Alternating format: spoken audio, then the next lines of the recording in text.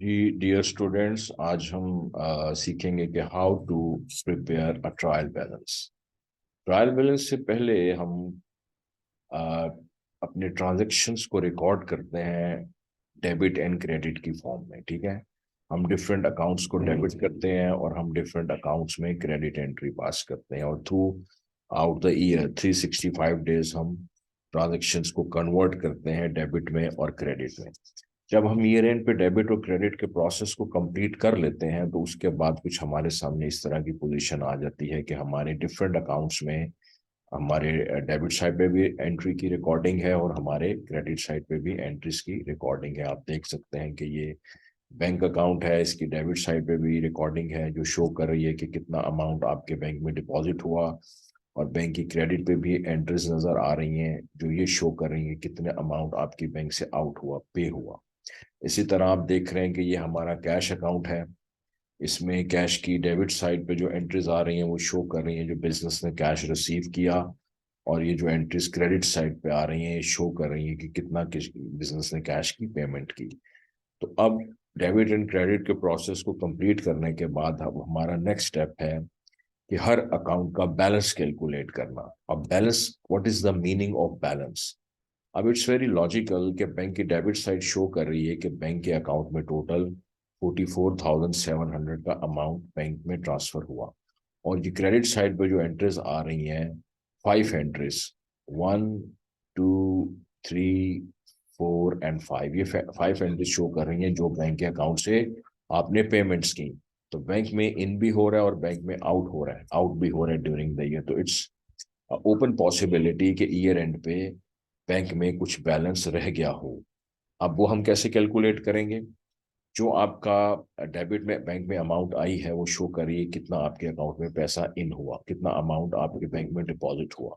अब आप क्या करेंगे कि जो अमाउंट आपके बैंक में डिपॉजिट हुआ है उसमें से जो पेमेंट्स की हैं आप वो माइनस करेंगे। पहली पेमेंट आपने 25,000 की बैंक से, दूसरी पेमेंट आपने 3600 की। Then you have paid 2600, then 900 और 3000। अब ये वो अमाउंट आएगी जो आपके बैंक में स्टिल एग्जिस्ट कर रही है, और वो अमाउंट है 9600। इसे हम अकाउंटिंग लैंग्वेज में बोलेंगे कि ये हमारे बैंक अकाउंट का बैलेंस है एट द ईयर एंड।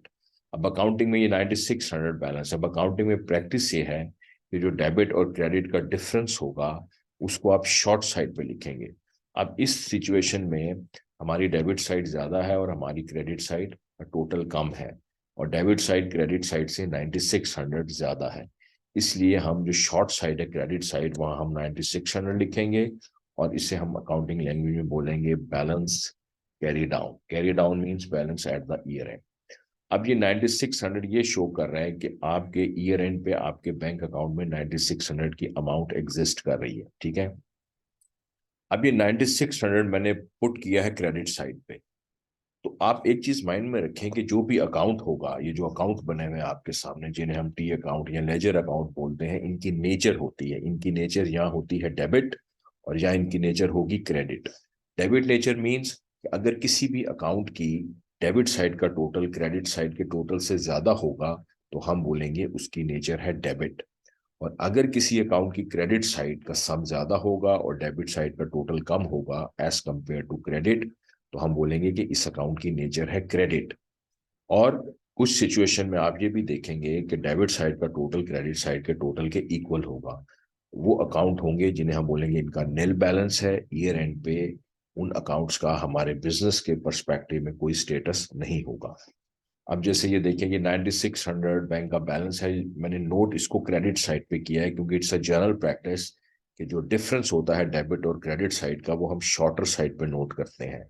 तो 9600 को क्रेडिट साइड पे नोट करने का मतलब ये है कि बैंक की डेबिट साइड क्रेडिट साइड से ज्यादा है। तो ये 9600 जो बैलेंस है इसकी नेचर अकाउंटिंग की नजर में इसकी नेचर डेबिट नेचर है। इसको क्रेडिट साइड पे नोट किया है लेकिन नेचर इसकी डेबिट है, क्योंकि डेबिट का वेट क्रेडिट के वेट से 9600 ज्यादा है। और जब नेक्स्ट ईयर स्टार्ट होगा तो ये नेक्स्ट ईयर का ओपनिंग बैलेंस बन जाएगा और ये अपनी ओरिजिनल साइड डेबिट पर वापस आ जाएगा, like this balance brought down. इसको हम यहाँ नोट करेंगे। ठीक है, तो यहाँ से आपको ये समझ आई कि जो बैलेंस क्रेडिट साइड पे आप नोट करेंगे उसकी नेचर डेबिट होगी और नेक्स्ट ईयर वो अपनी ओरिजिनल डेबिट साइड पे वापस ट्रांसफर होगा। अब आप कैपिटल के अकाउंट पे आ जाएं, आप देख सकते हैं कि ये कैपिटल के अकाउंट में सिर्फ एक एंट्री आ रही है 40,000 की क्रेडिट साइड पे। अब डेबिट पे जीरो है, इसका मतलब है कि इसकी क्रेडिट साइड का टोटल 40 है और डेबिट साइड का टोटल जीरो है।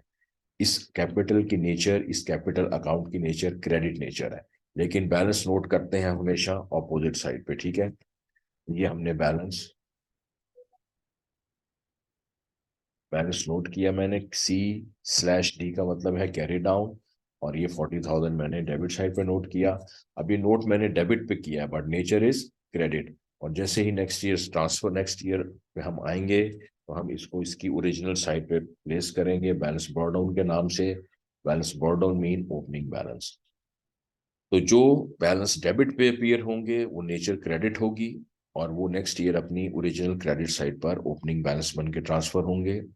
और जो बैलेंस क्रेडिट पे बनेंगे उनकी नेचर डेबिट होगी और वो अपनी डेबिट साइड पे ट्रांसफर होंगे। अब आ जाए आप एक और एग्जांपल पे, ये देखें, ये आपके सामने कैश अकाउंट है।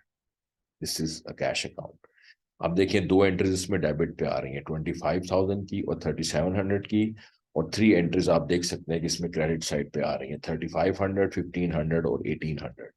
कैश अकाउंट में ये डेबिट एंट्रीज शो कर रही हैं जो कैश बिजनेस से रिसीव किया, दिस इज 28,700, और ये थ्री एंट्रीज शो कर रही हैं कि जो कैश बिजनेस ने पे किया। अब हम देखना चाह रहे हैं कि कलेक्शन और पेमेंट के बाद ईयर एंड पे हमारे पास कितना कैश है। हम कैसे कैलकुलेट करेंगे? हम शॉर्टर साइड पे जाएंगे, बड़ी साइड का टोटल लिखेंगे 28,700, उसमें से माइनस करेंगे स्मॉल साइड की एंट्रीज 3500 माइनस 1500 और माइनस 1800। तो दिस इज आर, ये जो 21,900 है ये हमारा कैश अकाउंट का बैलेंस है ईयर एंड पे, और ये क्या शो कर रहा है कि ईयर एंड पे बिजनेस के पास 21,900 का कैश है, और ये हमारा balance carry down closing balance है हमारा।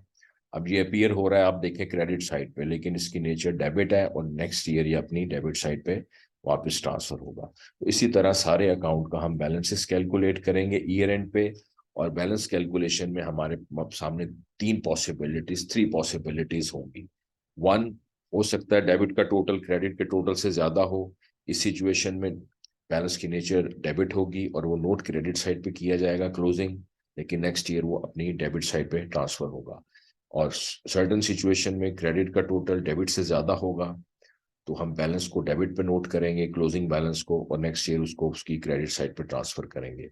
और जिन अकाउंट्स में डेबिट और क्रेडिट का टोटल सेम होगा वो नील बैलेंसेस होंगे, उनका ईयर एंड पे बिजनेस के लिए कोई स्टेटस नहीं होगा। बैलेंसेस कैलकुलेट करने के बाद अब हम क्या करेंगे कि हम we prepare two column, one debit और वन क्रेडिट। अब जिस अकाउंट में बैलेंस की नेचर डेबिट होगी वो हम डेबिट कॉलम में प्लेस करेंगे, और जिन क्लोजिंग बैलेंसेस की नेचर क्रेडिट होगी उन्हें हम क्रेडिट कॉलम में नोट करेंगे। अब आप जैसे देखें, मैं आपको एग्जांपल देता हूँ।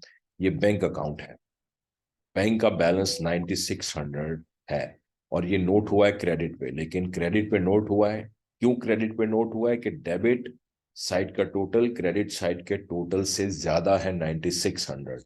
तो नोट ये क्रेडिट साइड पे हुआ है लेकिन नेचर इसकी डेबिट है 9600 की।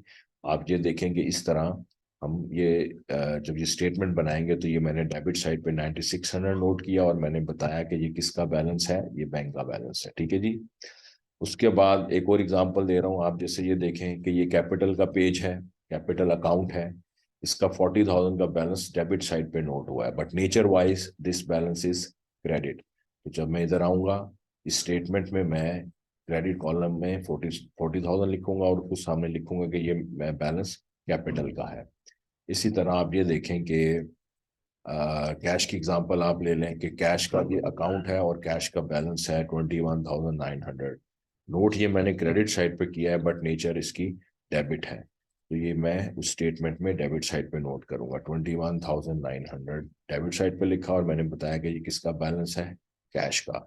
इसी तरह जिन बैलेंसेस की नेचर डेबिट थी वो सारे मैंने डेबिट कॉलम में नोट कर दिए, और जिन बैलेंसेस की नेचर क्रेडिट थी वो मैंने सारे क्रेडिट कॉलम में नोट कर दिए। और उसके बाद आप देखेंगे डेबिट और बैलेंसेस का टोटल और क्रेडिट बैलेंसेस का टोटल सेम आ रहा है। ये जो मैंने स्टेटमेंट बनाई है जिसमें मैंने बैलेंसेस प्लेस किए हैं, इस स्टेटमेंट को हम कहते हैं ट्रायल बैलेंस।